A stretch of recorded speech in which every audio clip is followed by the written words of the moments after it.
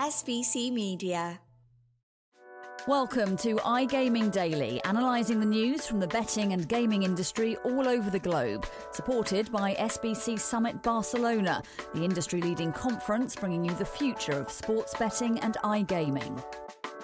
SBC Summit Barcelona is the fastest growing sports betting and iGaming event in the industry, happening on the 19th to the 21st of September. Experience the entire global industry coverage under one roof, with 15,000 delegates, over 350 exhibitors, and so much more. Get your tickets now at sbcevents.com. Canadian operators have been waiting for months to see what the new Alcohol and Gaming Commission of Ontario had in store when it came to a revised set of advertising regulations. Now they have their answers. No athletes, no celebrities or influencers that would likely appeal to minors, basically no famous people. What does it mean for operators in Ontario, and whose endorsement contracts are done? We're going to discuss all that and more on today's episode of iGaming Daily. Jessica Welman. I'm the editor of SBC Americas and Canadian Gaming Business, joined by my Canadian Gaming Business senior writer, Nick Ware, as well as the senior writer for SBC News, Ted Orme-Claye. Welcome, guys. It's a little bit of a different lineup for when I get to host this. Happy to have both of you. It is, yeah. It's the first time this trio has been in action, so looking forward to it. It's a new lineup. Nick, we've had you on to talk about Canada before. You are, despite not being Canadian, our Canadian guy. These rules we've been waiting for a while. Can you just kind of give the background on this review that happened? What kind of triggered it and what was the end result? Yeah, so it started in April. The Alcohol and Gaming Commission of Ontario publicly announced its proposal, which suggested an outright ban on the use of athletes and sports stars. That was whether active or retired in gaming, advertising and marketing. Obviously, the background further to that is there's been an increase of responsible gambling to practices and making sure adverts are more sort of in line with regulations. The second part of it was that there was a suggestion that the ban should cover celebrities and entertainers, which includes sort of social media influencers, cartoon figures, all those sort of people, raising a threshold from those who primarily appeal to minors up to those who are reasonably expected to appeal to minors. So after announcing this proposal in April, the AGCO engaged in consultations with a broad range of stakeholders. That included mental health organisations, public health organisations, operators, and also members of the public. So this lasted for a few months, and there was a sort of delay in sort of when it's going to be announced and that. And in the meantime, there's a lot of debates on the matter. So some directly in relation to the Commission's announcement, some just generally around sports advertisements in Canada and America, North America general. So we also had Carl Subban, the father of PK Subban. He vocalised his opposition to the level of sports advertisements in Canada, joined a campaign to ban ads for gambling, which called for sports advertisements to be removed from all hockey broadcasts. We also had members of Parliament. We had John Fraser, interim leader of the Ontario Liberal Party, who called for the volume to be reduced of sports broadcasts, calling them dangerous. We had Senator Martin Deacon proposing a bill to curb the amount of bills of sports betting adverts. And we also had people like Duncan Hannay, the OLG CAO, who spoke out about the subject and backed the Commission's advertising review. And that's all led to this point this week, where we had an announcement again from the AGCO, which called the final points on the matter. So, I mean, from an American perspective, this feels very intense, that you're essentially, let me find the exact phrasing on the celebrity side of this because it confused me quite a bit and I had to read it several times. Here we go. You cannot use cartoon figures, symbols, role models, social media influencers, celebrities, or entertainers who would likely be expected to appeal to minors. In the States, what we kind of have set as the threshold is if the majority of your audience is minors, or are minors, that would be something that would preclude you. And it's kind of hard to find somebody in that space. Jake Paul went before regulators and kind of was able to show on his social media that he primarily has an audience of over 21. Ted, over in Europe, is there a market that has taken things to this kind of degree of limitation? No, not really. Yeah, it's interesting what you brought up there. From your American perspective, it seems quite intense. From sort of my British or European perspective, yeah, it does also seem like this is the most far-reaching policy that's come into force. In the UK and the Netherlands, there's been a similar policy come of late over the past year, where people of strong appeal to young people are not allowed to be featured in advertising. But that's mainly restricted just to active athletes and then certain celebrities who the regulators or the advertising sort of conduct authorities judge to have, as you said, like in the US, sort of a strong appeal to this demographic. But there's been some interesting rulings in the UK where they've said that retired athletes are allowed, even though they're celebrities. And as well, there was one quite interesting one with Bet365 had I believe it was a tweet that featured Chris Eubank Jr. and Liam Smith, the boxers, and the UK's Advertising Standards Authority said that that was okay because boxing isn't really a sport that tends to have as strong a following among younger people among under 18s in its eyes in comparison to say football. Yeah, didn't Ladbrokes get dinged for Jake Paul, who, I mean, does many things, but is ostensibly a boxer, for having something related to him? Yeah, I was about to say, yeah, and in complete contrast to that, yeah, there was a tweet from Ladbrokes that had, I believe it was ahead of the Jake Paul versus Tommy Fury fight, which featured both of those, and they said that because Jake Paul is obviously, now he's sort of being a professional boxer is kind of his main thing, but obviously he started off as a social media influencer and a YouTuber, so they judged that because of that background, he was definitely of stronger appeal to younger audiences, especially under 24s, under 18s. That's interesting. Nick, I know, for those who don't know Canada as much, this already adds to what is a fairly strict set of guidelines. Prior to this, there were some limitations in place in Canada. What kinds of limitations on advertising were there? Yeah, so it mainly sort of just raises the threshold rather than like a significant reform necessarily of the standards. So obviously celebrities, it was who primarily appeal, and now it's who are likely to expected to appeal to minors. So it's all about sort of raising the threshold, and there's no sort of, I mean, it's in line with what you expect really in terms of what's happened recently. And since Ontario got regulated last year, it's already been a very sort of strict set of standards in place and regulations. So it's not necessarily a massive surprise or anything really. It's just sort of raised the threshold slightly, but also on the other hand, it's not completely it's not obvious what can be who this will relate to celebrity wise.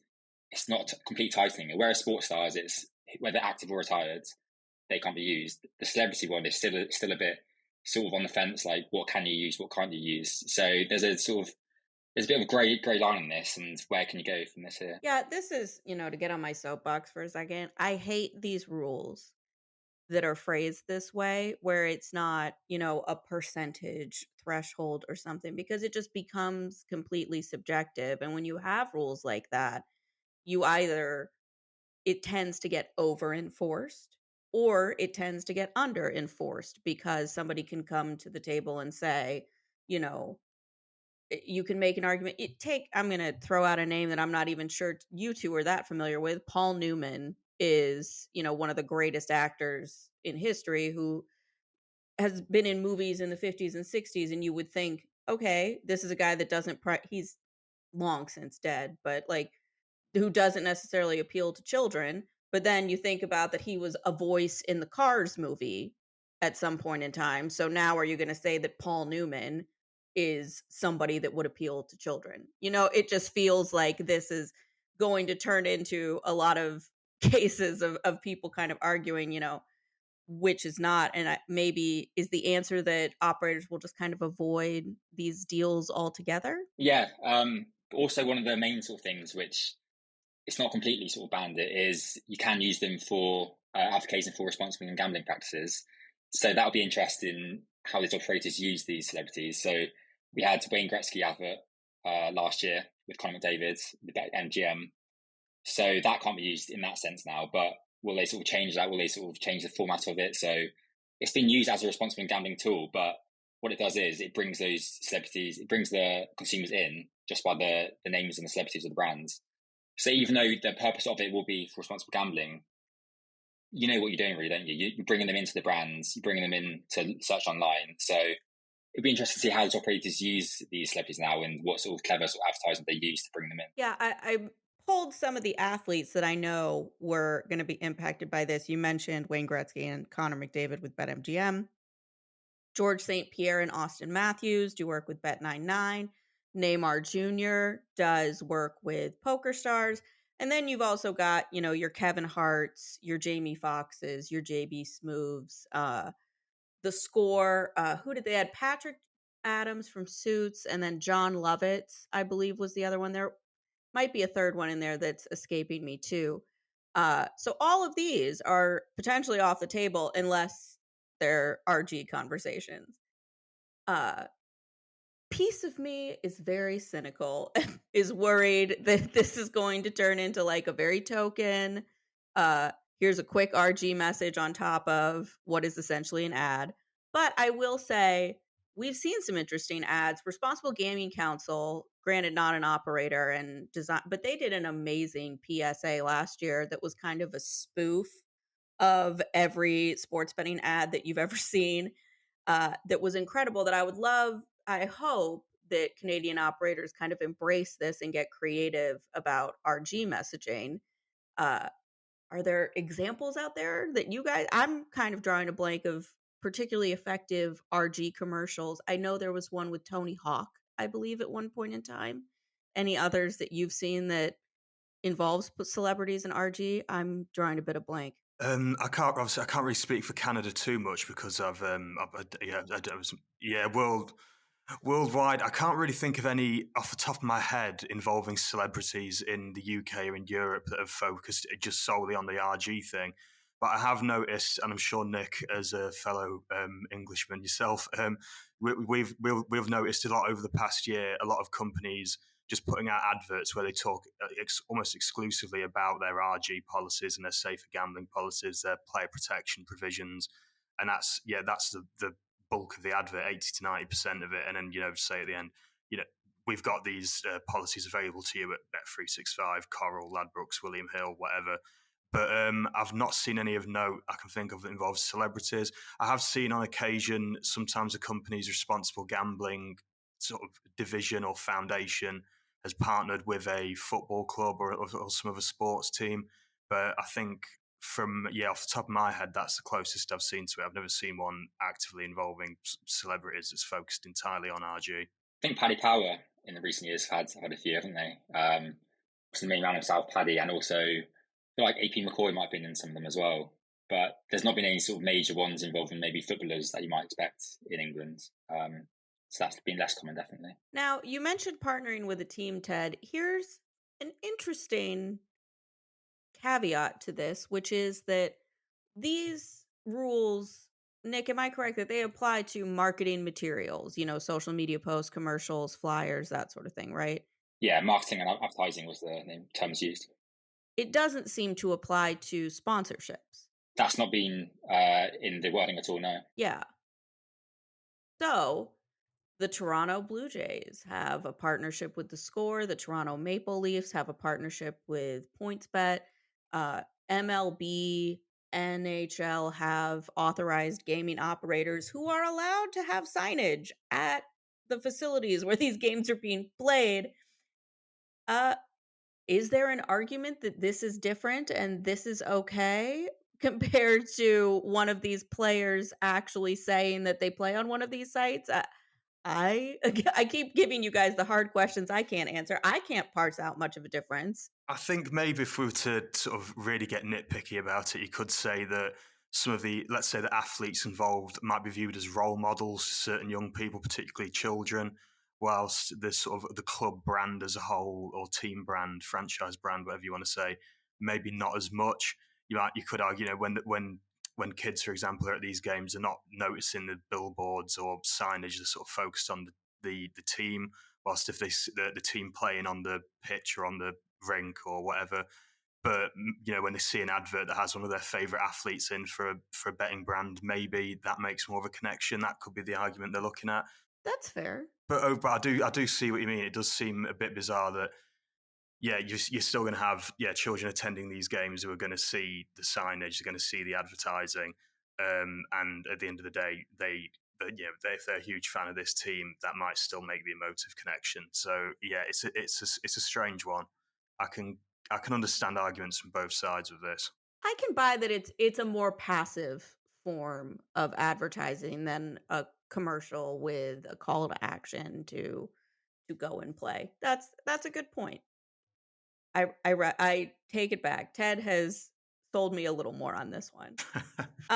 We talked a lot about the athlete piece of this. The celebrity piece of this and the influencer piece is, a little murkier. It's very clear who was a pro athlete and who wasn't a pro athlete. Ted, I know you spoke with Rivalry, which is a platform that does a lot of esports betting about, this is the one athlete caveat I guess we have to ask, is an esports player an athlete? And then I think he also made some interesting points about influencers and who counts as an influencer, right? Yeah, so I spoke with Stephen Salles yesterday, who's the CEO of Rivalry. It was mainly about the sort of their Q2 earnings and sort of corporate strategy and that, but we did also touch on this. And yeah, he, from his perspective, from his understanding, it looks like esports competitors are going to be classified in the same sort of vein as athletes with regards to use in adverts. But obviously, Rivalry quite an interesting company to speak to about this because a lot of their marketing focuses around influencers and content creation. And the interesting point he brought up to me was, at what point is someone considered an influencer? So, you have like a Twitch streamer who has, I don't know, like 50 followers or something. And like 1,000 followers on Twitter, are they then considered to be an influencer in the same way that, like we mentioned Jake Paul earlier, are they going to be considered on the same level as the Paul brothers? So it's an interesting sort of vagueness with the AGCO ruling, sort of decision about that. Yeah. Rivalry, though, seemed quite confident that their marketing strategy will be largely unchanged because they've focused not on using influencers as like a call to action. It's more of they just sort of they focus on like an entertainment edge. They have watch parties that are, this is a watch party brought to you by Rivalry, but it doesn't really focus on the betting element. The brand is just sort of associated with this entertainment thing. But yeah, it's an interesting aspect of these rulings regarding influencers that I think is a little murky, and we're probably only going to find out about it as just as we go. We're just going to have to see what decisions are made as the policies are adopted. Yeah, I mean, I saw Rivalry. I think I saw PointsBet was fine with this and said, as long as it's an equal playing field, we're happy with whatever the rules are. Nick, have you seen other responses from operators about how the rules landed and how they feel about it? No, there's not been too much response already, but bear in mind this announcement was earlier this week and the restrictions come into place from February 28th next year. So we've got about 6 months or so, maybe more, if my maths are correct. Probably not. So we'd expect further sort of announcement and maybe a more extensive list of what can and can't be used. Obviously, the AGCO put it on the website exactly what's been changed in the ruling. There's 3 points that have been changed. One of them, I think, has been added in completely. 2 is just the wording has changed slightly. So, but you'd expect updated guidance to the operators themselves and also publicly available. So I think that's one to keep an eye on in the next sort of few weeks and definitely months to know exactly what will be acceptable and what won't be acceptable. I'm going to say I'm very intrigued to see what these commercials look like, and maybe the end result is a curbing of commercial spend. You're talking about a market where you aren't allowed to advertise inducements. So you cannot advertise that you have a bonus or that you have, a great sign up offer. You can't use established humans with brands to bring people to your brand. So, I mean, the question's kind of what's left to advertise, right? It's just like, hey, we're a sports book, we're a casino, we have gambling. Other than that, you're taking more and more away in terms of creating opportunities for people to kind of build up a brand and establish an identity in the market. And we'll now, by the time it's enforced, be kind of 2 years in where that initial push isn't as important. But it will certainly be interesting to see how operators respond to that and how creative they get in their marketing campaigns. All right, Nick, last little bit of this other business on Canadian gaming business that go check out and see. This comes from the AGCO, which has had a bit of a carousel of changes along with IGO. What's been going on and who's running the show over there now?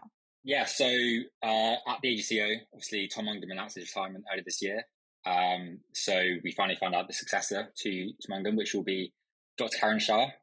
She takes over in September, I believe.